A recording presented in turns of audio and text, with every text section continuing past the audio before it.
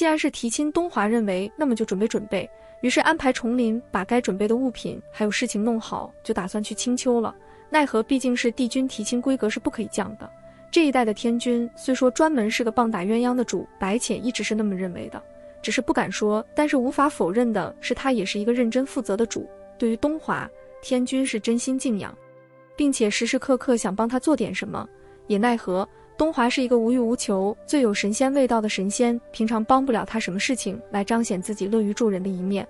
昨日忽然听说东华要去青丘提亲，很激动，真的很激动，于是颁下旨意，让主管嫁娶李斯的神官去太晨宫帮忙，而且是务必要帮到忙。刚好派去的这个仙官与崇林这样一板一眼的神仙口味相同，脾气相投，差一点就拜把子了。于是两人好好的商量了一下帝君迎娶帝后的各项事宜，反正综上所述，东华当天没有如愿的到达青丘。第二天，当东华站在南天门前时，看到的却是黑压压的一片人，共同观看着东华帝君定亲的规格，众女仙都很羡慕。东华面无表情地看着朝着自己走来的连宋，只见连宋和连宋一起来的是程昱，但是连宋手上拿着的不是平常拿的风流折扇，而是2只老母鸡。何意？连宋也没有想到，原来会有那么多人，看来还是低估了。他眼睛间看到这黑压压人群中，居然有几个是西荒的水神。西荒，离九重天不是隔壁邻居的距离，居然来了。今天自己这个模样，一定会被程昱毁个干净的。想到这就叹了一口气。干爹，我和连宋听说干妈有了，好像先胎不是太稳，我让连宋昨天去弄了几只上好的母鸡，到了青丘给干妈补身子。程昱倒是不觉得拿着母鸡站在大庭广众之下有什么不妥，因为不是他拿。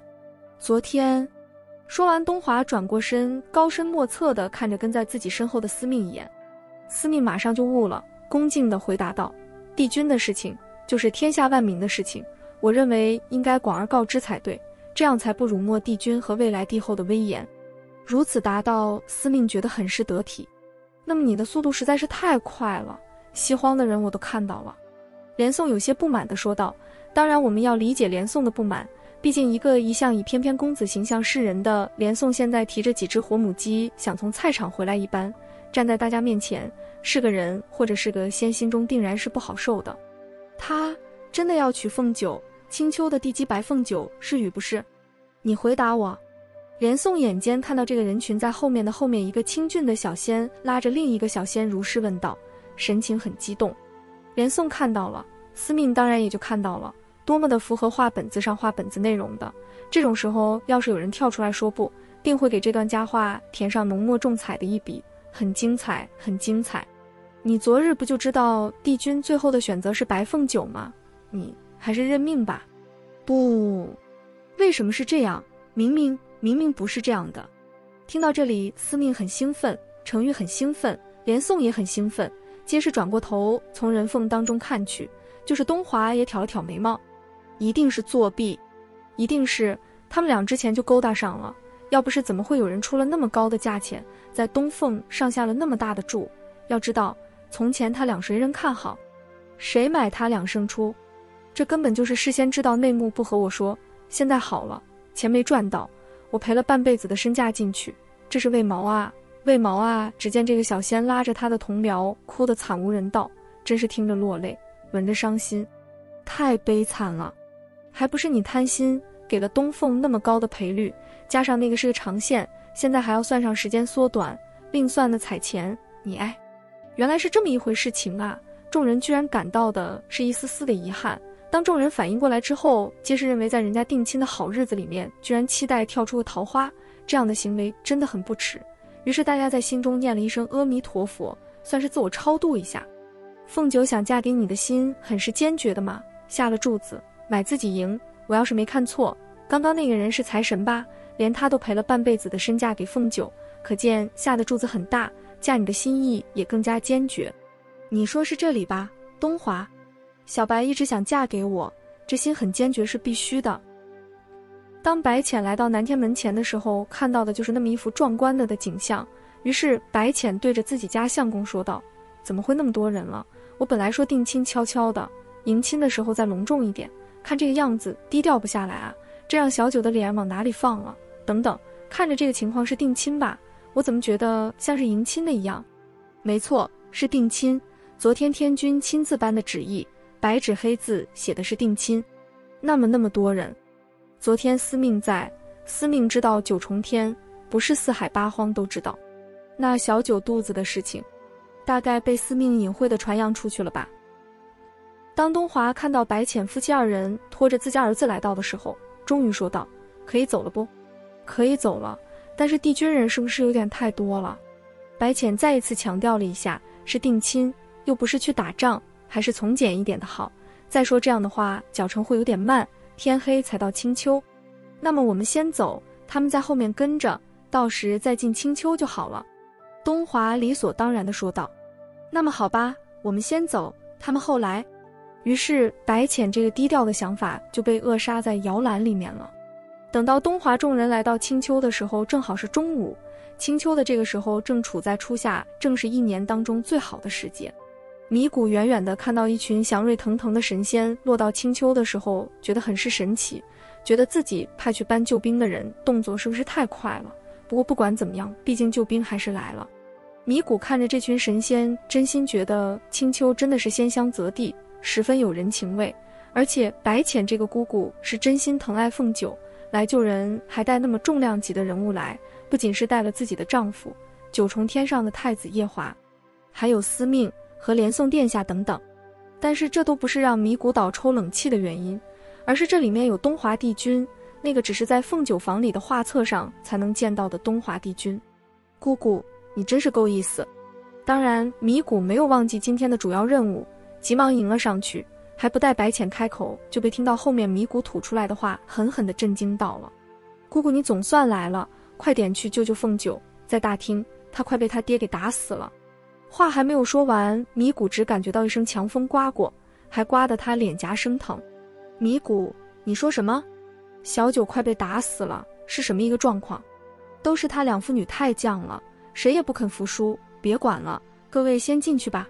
大厅内，凤九就那么爬在青石砖上面，那一身的白衣果然同他先前预料的那样，被自己的血染成了红色。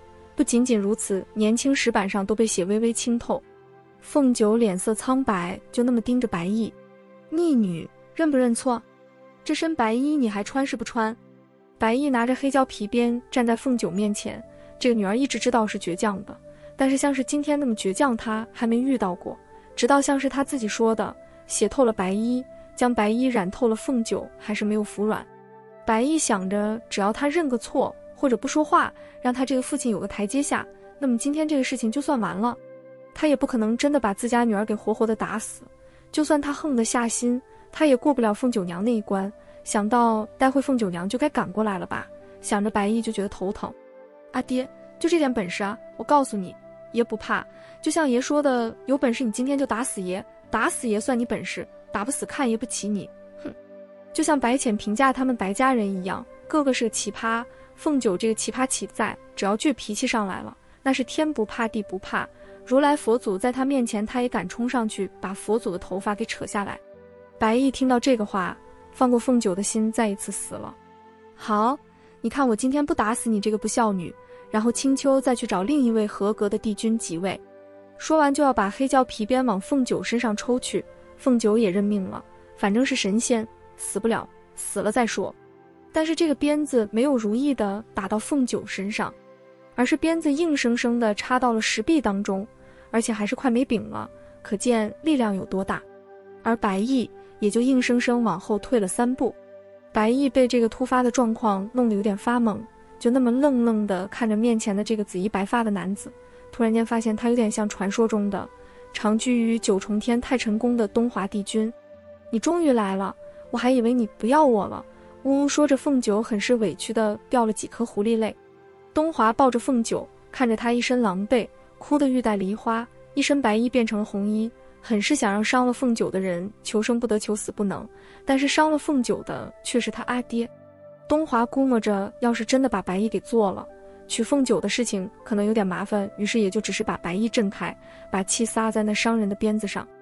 乖，不哭，我来了。东华只得轻声安慰，用法力包裹住凤九的伤口，让他不再流血。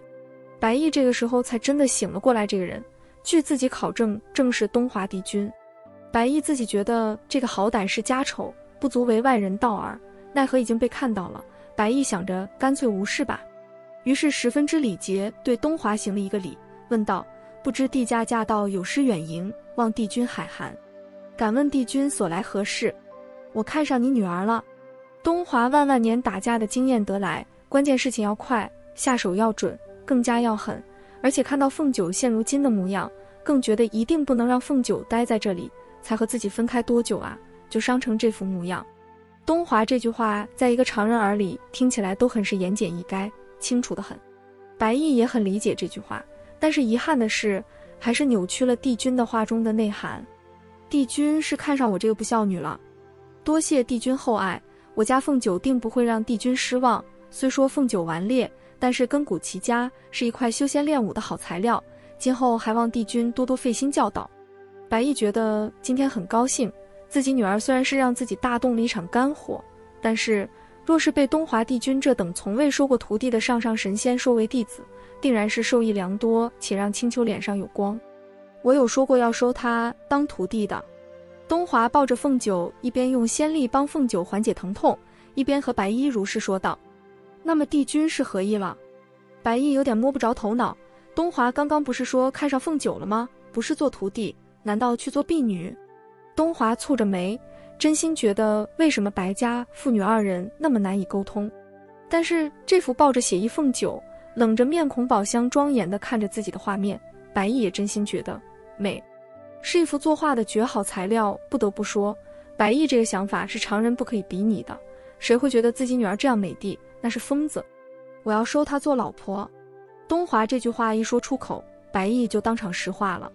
他没有听错吧？这个说好听一点是远古的神奇，说难听一点是可以当凤九鼻祖的老男人想娶她女儿，这怎么可以？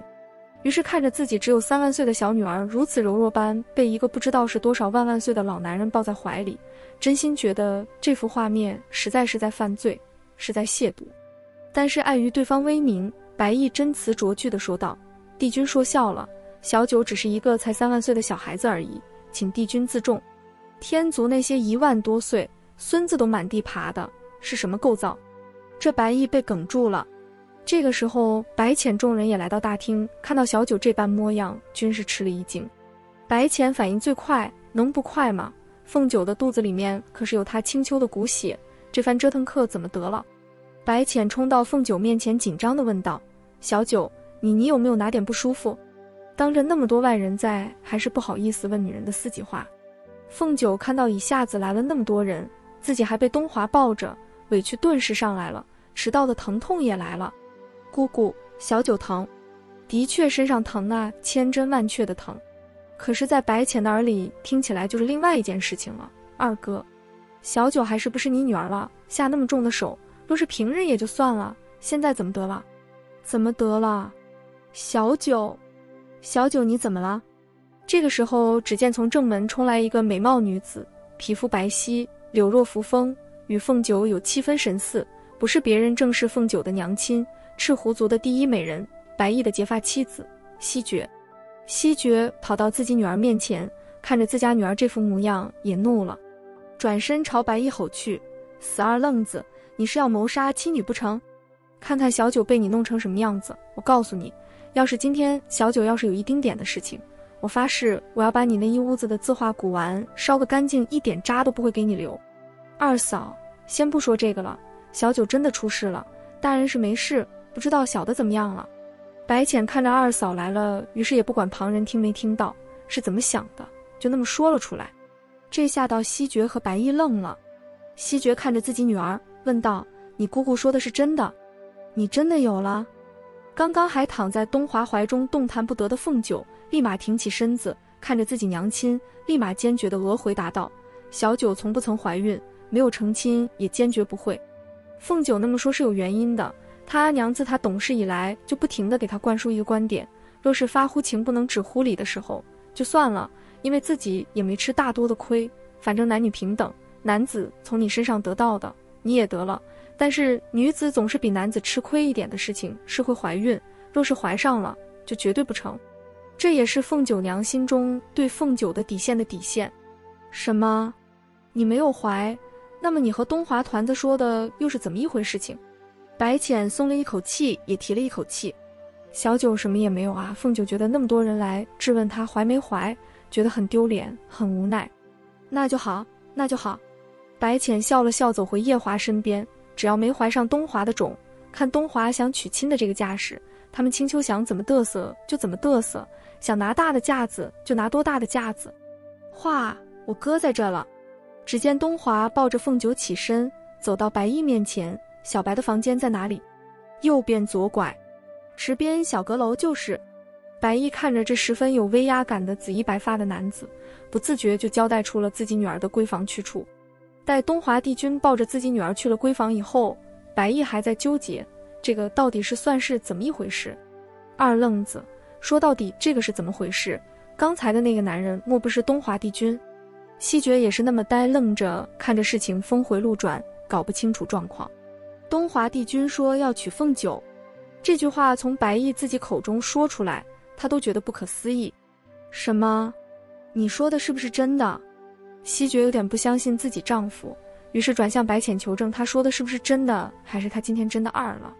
二嫂，你没有听错，我们今天来就是和东华帝君来提亲的。我们原本以为小九怀上了，于是一点不敢耽搁，就来了，谁知道是场误会。白浅说道，这里也是很不好意思，自己已经当了几百年的娘了，居然也会看走眼，真是失败啊。